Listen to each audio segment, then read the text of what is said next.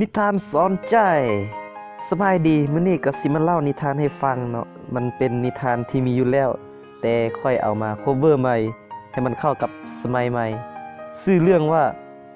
ชาวนากับงูเห่าสิเป็นจังใดก็ไปฟังกันเลยมีชาวนาคนหนึ่งเขาอาศัยอยู่ตัวคนเดียวโดยบ่มีลูกบ่มีเมียเลยโดยแต่ละมื้อก็มีแต่เฮ็ดเวียกซอกมากหากินเฮ็ดไร่เฮ็ดนาโดยตัวคนเดียวอากาศมื้อนี้ก็ร้อนหลายอีหลีเว้ยโอ้เฮ็ดไร่เฮ็ดนานี่มันก็ร้อนอีหลีเว้ยอยากมีไผสักคนเด้น้อสิมีบ่น้อนี่เนาะพ่อเสี่ยวเฮ้ยพ่อเสี่ยวตัวแล้ววะค่อยแล้วเด้อนี่โอ้ก็พอดีแล้วเลยเว้ยไปคันแล้วก็เมื่อท่าเบิ่นึงก่อนเด้อค่อยไปเอาเครื่องเอาของก่อนแล้วจังเมื่ออ่าไวๆเด้อเสี่ยวเด้อเฮาสิท่าอยู่นี่ละเด้อไวๆเด้อตัวเด้อแล้วหลังจากนั้นชาวนาทั้งสองคนก็พากันย่างเมือเฮือนแต่ในตอนที่ชาวนาทั้งสองคนย่างเมือนั้นก็ได้พบเห็นงูตัวหนึ่งที่กำลังนอนอยู่โหงูตัวเห็นบ่เสียว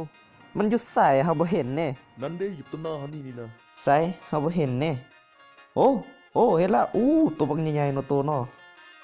เอาล่ะเฮาสิเอาเหล็กสับหัวมันแล้วเอาไปต้มกันเนาะเออโอ้เดี๋ยวอย่าฟ้าวตัวอย่าฟ้าวเฮ็ดจังซั่นฮะอยู่เฮ็ดหยังอีกตัวเบิ่งดีๆแม่มันสิตายแล้วได้นั่นค่อยสงสารมันเด้บ่ตัวใหญ่จังซี่เอาไปต้มกินสิดีกว่าบ่นี่สิคอมันเฮ็ดหยังมันก็บ่ได้เฮ็ดหยังเนาะคือว่ามาอยู่ดีแท้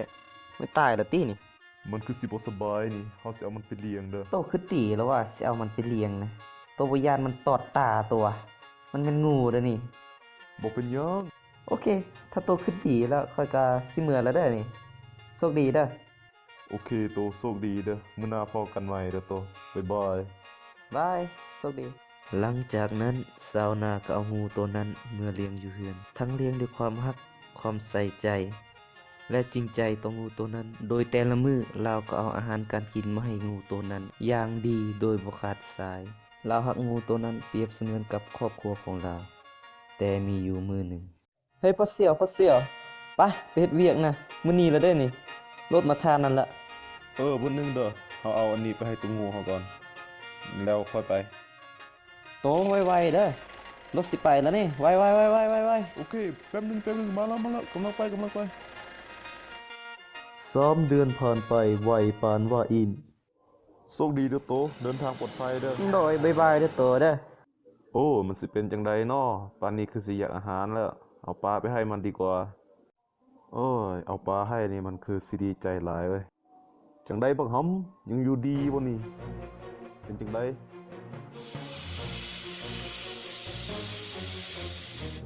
ฮะอ้าตาคอยข้อยอุตส่าห์เลี้ยงเบิ่งเจ้าด้วยความรักและคิดว่าเจ้าสิเป็นเพื่อนที่ดีแต่นี่วะสิ่งที่เจ้าตอบแทนข้อยวันนี้ข้อยรู้แล้วว่าสิให้ความรักกับไผควรคิดให้ดีก่อนเพราะความรักเป็นสิ่งที่สวยงามถ้าให้กับคนที่ดีเฮาก็จะมีความสุขแต่ถ้าให้กับคนที่บ่ดีมันก็จะคือกับงูพิษนิทานเรื่องนี้สอนให้รู้ว่า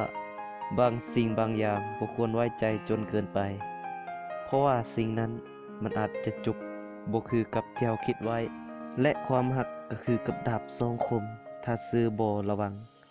มันก็จะทำให้ตัวเราเองจบแล้วถ้ามักก็อย่าลืมกดไลค์กด Subscribe ให้เราหน่อยเด้อ